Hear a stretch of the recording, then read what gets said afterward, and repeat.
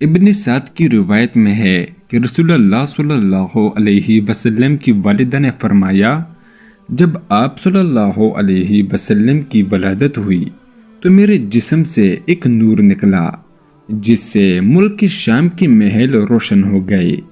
امام احمد نے حضرت عرباض بن ساریہ رضی اللہ عنہ سے بھی اسی مضمون کی ایک روایت نقل فرمائی ہے۔ بہیقی کی روایت میں ہے کہ ولادت کے وقت بعض واقعات نبوت کے پیش خیمے کے طور پر ظہور پذیر ہوئے، یعنی ایوان کسریٰ کے 14 کنگورے گر گئے، مجوس کا آتش کدہ ٹھنڈا ہو گیا، بحیرہ سادہ خشک ہو گیا اور اس کے گرجے منہدم ہو گئے۔ رسول اللہ صلی اللہ علیہ وسلم نے جس بے سر و سمانی میں آنکھ کھولی اور جس ماحول میں تربیت پائی، قرآن کریم کی آیت الم یجد کا یتیما فآویٰ اس پر شاہد ہے۔ پیدائش سے قبل ہی والد کی شفقت سے محروم ہو جانا اور 6 سال کی عمر میں بحالت سفر والدہ محترمہ کا فوت ہو جانا اور پھر 8 سال کی عمر میں شفیق دادا کا بھی انتقال کر جانا، لمحہ بلمحہ اسی طرح دنیاوی آثروں کی جدائی نے ایک نوزائیدہ قلب پر کیا اثرات چھوڑے، ان کا مطالعہ بصیرت افروز ہوگا۔ سینکڑوں یتیم بچے ماں باپ کی سائے سے محرومی کی بنا پر نامکمل تربیت پاتے ہیں اور ہزاروں بچے ماں باپ کے بیجا لاڈ پیار سے ہی خراب ہو جاتے ہیں۔ اچھی تربیت کے لیے ماں باپ کا وجود اس قدر اہم نہیں جس قدر خود بچی کی فطری ذکاوت اور سعادت اہم ہے۔ خارجی ماحول اپنے اثرات ڈالے بغیر نہیں رہ سکتے، لیکن یہ اثرات کیا رنگ پکڑتے ہیں اور ماحول کی کون سی تعبیر قبول کرتے ہیں، اس کا دار و مدار بڑی حد تک بچے کی جبلی فطرت پر ہوتا ہے یا اس رہبری پر جو انسانی فطرت کو لمحہ بلمحہ قدرت سے حاصل ہوتی رہتی ہے۔ آیت مبارکہ میں مادی پشت پناہی سے قطع نظر تربیت کی اس رہبری کی طرف بھی اشارہ کیا گیا ہے جو رب کائنات نے اس در یتیم کے متعلق اپنی ذات خاص سے وابستہ فرمائی۔ ولادت کے بعد آپ صلی اللہ علیہ وسلم کی والدہ حضرت آمنہ نے عبد المطلب کے پاس پوتی کی خوشخبری بھجوائی۔ وہ شاداں و فرحاں تشریف لائے اور حضور نبی کریم صلی اللہ علیہ وسلم کو خانہ کعبہ میں لے جا کر اللہ تعالیٰ سے دعا کی، اس کا شکر ادا کیا اور آپ کا نام محمد صلی اللہ علیہ وسلم تجویز کیا۔ آپ صلی اللہ علیہ وسلم کو آپ کی والدہ نے 3 دن تک دودھ پلایا۔ پھر چچا ابو لہب نے اپنی لونڈی صوبیہ کو آپ صلی اللہ علیہ وسلم کو دودھ پلانے کے لیے بیچ دیا۔ صوبیہ آپ صلی اللہ علیہ وسلم کو کئی مہینے دودھ پلاتی رہی۔ 2 سال قبل اسی صوبیہ نے آپ صلی اللہ علیہ وسلم کے چچا حضرت حمد رضی اللہ عنہ کو بھی دودھ پلایا تھا۔ عرب کے شہری باشندوں کا دستور تھا کہ وہ اپنے بچوں کو شہری امراض سے دور رکھنے کے لیے دودھ پلانے والی دیہاتی عورتوں کے حوالے کر دیا کرتے تھے تاکہ ان کے جسم طاقتور اور اعصاب مضبوط ہوں اور اپنے گہوار ہی سے خالص اور ٹھوس عربی زبان سیکھ لیں۔ اسی دستور کے مطابق عبد المطلب نے دودھ پلانے والی دایا تلاش کی اور نبی کریم صلی اللہ علیہ وسلم کو حضرت حلیمہ سعدیہ رضی اللہ عنہا کے حوالے کیا۔ یہ قبیلے بنی سعد بن بکر کی ایک خاتون تھیں۔ ان کے شوہر کا نام حارث بن عبد العزا اور کنیت ابو کبشہ تھی اور وہ بھی قبیلے بنی سعد ہی سے تعلق رکھتے تھے۔ ریاضت کے دوران حضرت حلیمہ رضی اللہ عنہا نے نبی کریم صلی اللہ علیہ وسلم کی برکات کے ایسے مناظر دیکھے کہ وہ سراپا حیرت زدہ رہ گئی۔ حضرت حلیمہ رضی اللہ عنہا بیان فرماتی ہیں کہ وہ اپنے شوہر کے ساتھ اپنا ایک چھوٹا سا دودھ پیتا بچہ لے کر بنی سعد کی کچھ عورتوں کے قافلے میں اپنے شہر سے باہر دودھ پینے والے بچوں کی تلاش میں نکلیں۔ یہ قحط سالی کے دن تھے اور قحط نے کچھ باقی نہ چھوڑا تھا۔ میں اپنی ایک سفید گدی پر سوار تھی اور ہمارے پاس ایک اونٹنی بھی تھی، لیکن باخدا اس سے ایک قطرہ دودھ نہ نکلتا تھا۔ ادھر بھوک سے بچہ اس قدر بلک رہا تھا کہ ہم رات بھر سو نہیں سکے تھے، اور نہ میرے سینے میں بچے کے لیے کچھ تھا اور نہ اونٹنی اس کی خوراک دے سکتی تھی۔ بس ہم بارش اور خوشحالی کے آس لگائے بیٹھے تھے۔ میں اپنی گدی پر سوار ہو کر چلی تو وہ کمزوری اور دبلے پن کے سبب اتنی سست رفتار نکلی کہ پورا قافلہ تنگ آ گیا۔ خیر، کسی نہ کسی طرح دودھ پینے والے بچوں کی تلاش میں ہم پہنچ گئے۔ پھر ہم میں سے کوئی عورت ایسی نہ تھی جس پر رسول اللہ صلی اللہ علیہ وسلم کو پیش نہ کیا گیا ہو، مگر جب اسے بتایا جاتا کہ آپ یتیم ہیں، کیونکہ ہم بچے کے والد سے داد و انعام کی امید رکھتے تھے، ہم کہتے کہ یہ تو یتیم ہے، بھلا اس کی بیوہ ماں اور اس کے دادا کیا دے سکتے ہیں۔ بس یہی وجہ تھی کہ ہم آپ صلی اللہ علیہ وسلم کو لینا نہیں چاہتے تھے۔ ادھر جتنی عورتیں میرے ہمراہ آئی تھیں، سب کو کوئی نہ کوئی بچہ مل گیا، صرف مجھ ہی کو نہ مل سکا۔ جب واپسی کی باری آئی تو میں نے اپنے شوہر سے کہا، اللہ کی قسم مجھے اچھا نہیں لگتا کہ میری تمام سہیلیاں تو بچے لے لے کر جائیں اور تنہا میں کوئی بچہ لیے بغیر واپس جاؤں۔ میں جا کر اسی یتیم بچے کو لے لیتی ہوں۔ شوہر نے کہا، کوئی حرج نہیں، ممکن ہے اللہ تعالیٰ اسی میں ہمارے لیے برکت دے۔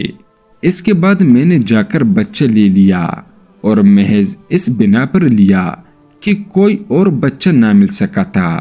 حضرت حلیمہ رضی اللہ عنہا فرماتی ہیں کہ جب میں بچے کو لے کر اپنے ڈیرے پر واپس آئی اور اسے اپنے آغوش میں رکھا تو اس نے جس قدر چاہا دودھ پیا، اور اس کے ساتھ اس کی دودھ شریک بھائی نے بھی شکم سیر ہو کر دودھ پیا۔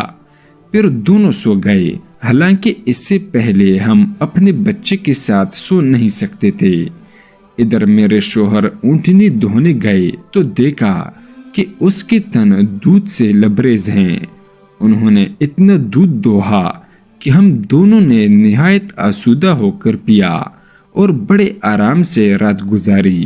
صبح ہوئی تو میرے شوہر نے کہا، حلیمہ، اللہ کی قسم تم نے ایک بابرکت روح حاصل کی ہے۔ میں نے کہا، مجھے بھی یہی توقع ہے۔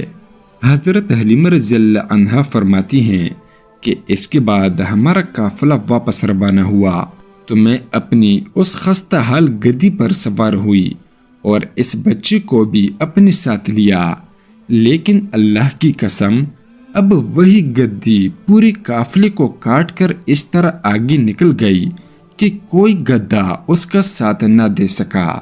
یہاں تک کہ میری سہیلیاں کہنے لگی، اے ابو زبیب کی بیٹی، ذرا ہم پر مہربانی کر، آخر یہ تیری وہی گدی تو ہے جس پر سوار ہو کر تو آئی تھی۔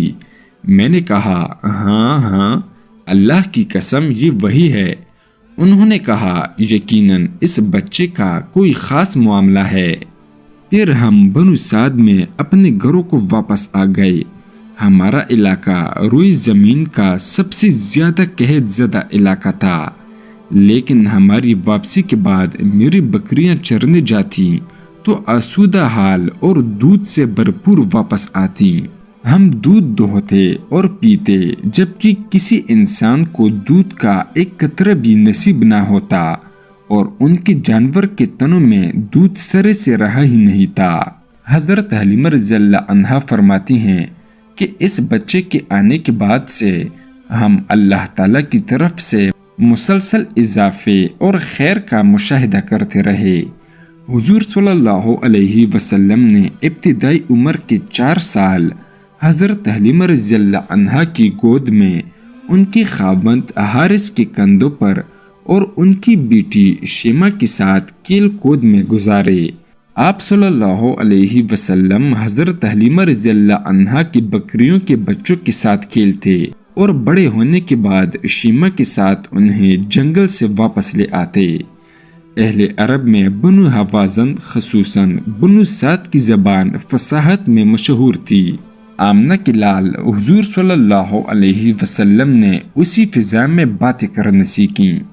حضرت حلیمہ رضی اللہ عنہا کے گھر سے حضور صلی اللہ علیہ وسلم جب واپس اپنی والدہ کے گھر لوٹے تو کنیز برقع لیے پھرتی تھیں۔